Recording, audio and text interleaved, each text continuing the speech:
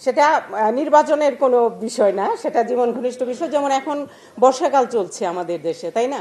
আজকে হলো 7ই আষাঢ়, আষাঢ় শ্রাবণ 2 মাস হলো বর্ষাকাল। আর এটা ইংরেজিতে বললে হবে 15 জুন থেকে 15 আগস্ট পর্যন্ত বর্ষাকাল চলে। তো এই সময়ে চারিদিকে পানি থই থই করবে, এই করবে, অনেক প্রাণহানি হবে।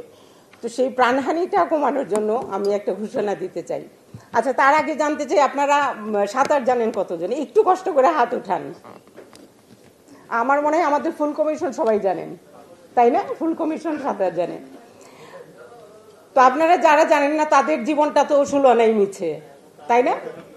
আসলেও কি তাই?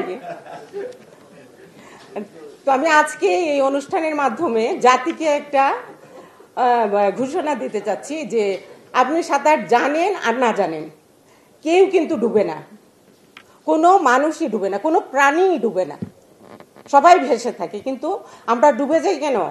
আমাদের নার্ভাসনেস থেকে, মানে দম বন্ধ হয়ে, শ্বাস বন্ধ হয়ে আমরা ডুবে যাই, কিন্তু কোনো মানুষ ডুবে না। আজকে আপনাদের মাধ্যমে আমি এই মানে এই বিষয়টা প্রচার করার জন্যই আসলে দাঁড়িয়েছি যে মানুষ ডুবে না। এটা আপনারা এই যে ইসলামী দাওয়াত যেভাবে দেয় একজন আরেকজনকে, এইভাবে সবাইকে বলে দিবেন যে মানুষ কেউ ডুবে না। আপনারা কেউ ভয় পাবেন না যে মানুষ ডুবে না, আসলেও মানুষ ডুবে না, কোনো প্রাণীই ডুবে না। তো এটাই ছিল আমার মেসেজ, এটা সারা জাতির প্রতি আমার এই মেসেজ।